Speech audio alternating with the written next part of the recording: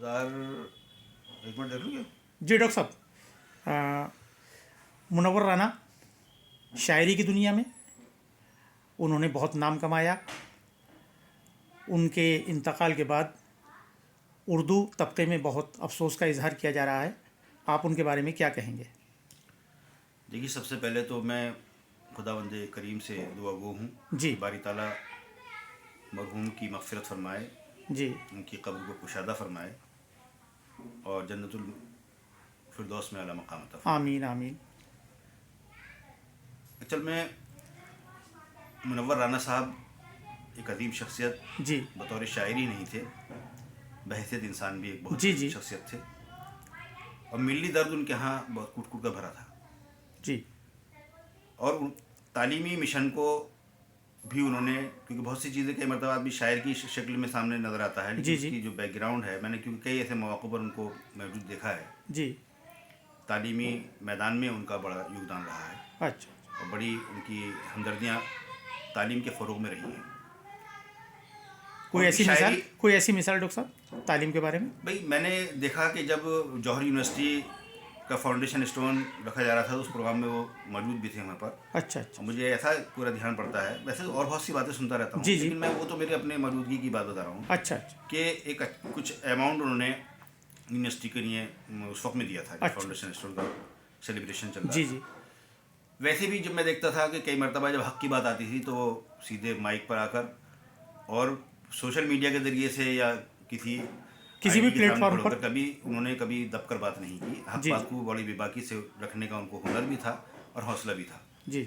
और ये इसके लिए हम उनको सलाम भी करते हैं, क्योंकि मिल्लत के ऐसे लोग जिनको अपनी मिल्लत के लिए भी और एक समाज के लिए भी, जी जी। भाई आदमी किसी भी कम्युनिटी से हो सकता है, लेकिन जब हक़ की बात तो किसी राम प्रसाद भाई की नहीं भी हो सकती है, जी किसी की बिल्कुल। नहीं भी हो सकती है। अगर उनकी हक़ की आवाज़ को उठाने वाला कोई आदमी है तो उसको एक अच्छा सेकुलर भी कह सकते हैं। जी जी।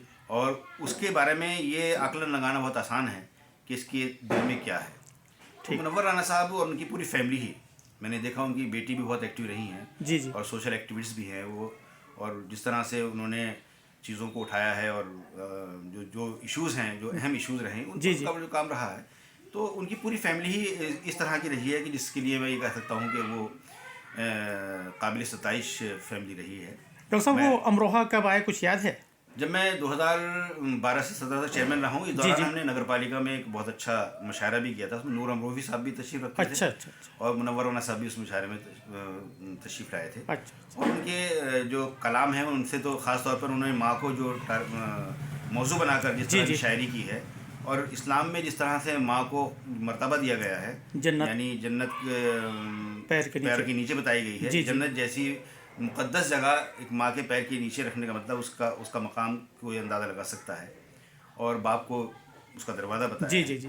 तो यकीनी तौर पर दोनों ही अपने मकाम है, लेकिन उन्होंने ख़ास तौर पे, क्योंकि हमारे यहाँ 3 पार्ट जो हैं वो माँ के लिए हैं, एक पार्ट बाप के लिए है, और अपना अपना मकाम सब रखते हैं। लेकिन उन्होंने माँ के ऊपर जो शायरी की है, जहाँ पर और समाज के दबे कुचलों की बात अपनी शायरी में उन्होंने कही है वहाँ, लेकिन उनका जो मेन मौजू रहता था वो आमतौर पर माँ के लिए रहता था। डॉक्टर साहब, कोई शेर याद है उनका? इत्तफाक से मैं, क्योंकि बहन मेरा कोई बात नहीं, ठीक है। बहुत से शेर मैंने कलबल उसमें भी डाले हैं, फेसबुक पर भी डाले हैं। जी जी जी। तो बहरहाल उनकी शायरी तो बहुत मशहूर है, मैं बिल्कुल बेशक नहीं बयान करवा रहा हूँ, लेकिन जी उन्होंने बहुत से अशार ख़ास तौर पर माँ के रुतबे को लेकर उन्होंने जी जी। और मैं इस वक्त ये मैसेज भी देना चाहूँगा कि अपने वालिदैन के बारे में जैसे हमारे यहाँ लिखा है कि उनके सामने उफ़ भी नहीं करना चाहिए। जी जी। तो उसके मकाम को समझा जा सकता है। मैं इस वक्त यही कहना चाहूँगा कि हर किसी को जिसके वालिदैन जिंदा हैं, या उनमें से कोई एक ज़िंदा है, तो वो अपनी जन्नत को मजबूत कर सकता है, बहुत को यकीनी बना सकता है। बहुत बहुत शुक्रिया चेयरमैन साहब। हम बात कर रहे थे डॉक्टर अफसर परवेज़ साहब से, साबिक़ चेयरमैन नगर पालिका अमरोहा।